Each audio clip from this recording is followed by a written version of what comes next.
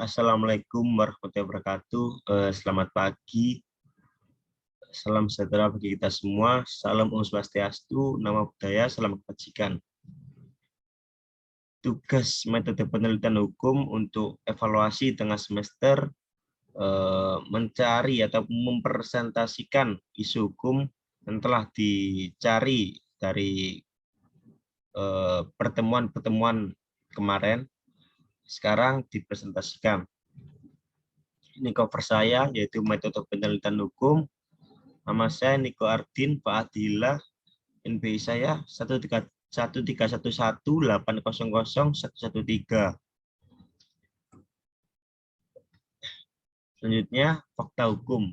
Fakta yang pertama yang saya temukan yaitu telah terjadi fakta hukum bahwa dalam putusan Mahkamah Agung nomor 3 tahun 2015 menentukan upah proses diberikan hanya 6 bulan ketika terjadi pemutusan hubungan kerja oleh pengusaha. Fakta yang kedua, sedangkan dalam fakta berikutnya dalam putusan Mahkamah Konstitusi nomor 37 tahun 2011 telah ditentukan bahwa upah proses diberikan sampai dengan putusan Pengadilan Penyelesaian Hubungan Industrial. Lanjut, yaitu preposisi. Undang-Undang nomor 13 tahun 2003, pasal 155 ayat 2, selama putusan lembaga penyelesaian perselisihan hubungan industrial belum ditetapkan, baik pengusaha maupun pekerja atau buruh harus tetap melaksanakan segala kewajibannya. Bunyi pasal putusan Mahkamah Konstitusi nomor 37 tahun 2011, Undang-Undang nomor 13 tahun 2003 menjelaskan tentang ketenagakerjaan bertentangan dengan Undang-Undang Dasar Negara Republik Indonesia tahun 1945 sepanjang tidak dimaknai belum berkekuatan hukum yang tetap. Terus surat putusan Mahkamah Agung nomor 3 tahun 2012 terkait upah proses, maka pengusaha membayar upah proses selama 6 bulan.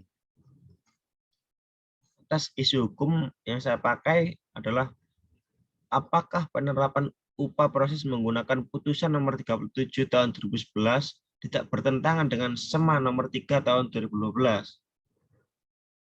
Bahan hukum saya, bahan hukum primer yaitu yang pertama Undang-Undang Dasar 1945, yang kedua Undang-Undang nomor 13 tahun 2003 tentang ketenagakerjaan, yang ketiga surat putusan Mahkamah Agung nomor 3 tahun 2015, yang keempat putusan Mahkamah Konstitusi nomor 37 tahun 2011. Bahan hukum sekunder saya buku hukum, jurnal hukum, skripsi, tesis, disertasi. Pendekatan penelitian hukum. Yang pertama, pendekatan perundang-undangan. Pendekatan perundang-undangan dilakukan dengan menelaah semua peraturan perundang-undangan, legislasi, sampai regulasi, berupa ratio legis dan ontologis. Pendekatan konseptual. Pendekatan konseptual dilakukan dengan menelaah konsep-konsep hukum atau doktrin-doktrin dan doktrin-doktrin dalam ilmu hukum. Teknik pengumpulan bahan hukum. Bahan hukum primer. Dalam pengumpulan bahan hukum primer menggunakan teknik pengumpulan inventarisasi serta mengkategorisasi peraturan perundang-undangan yang memiliki korelasi dengan pokok bahasa. Yang kedua, bahan hukum sekunder. Dalam pengumpulan bahan hukum sekunder, teknik yang saya gunakan adalah teknik mengumpulkan bahan hukum sekunder baik secara online maupun secara offline. Teknik analisa bahan hukum. Teknik analisa bahan hukum menggunakan analisis deskriptif dan normatif dengan metode berpikir deduktif agar mampu memberikan penjelasan atas isu hukum saya dan berikutnya mampu memberikan jawaban terhadap isu hukum yang saya ajukan. Baik, sekian presentasi yang saya sampaikan.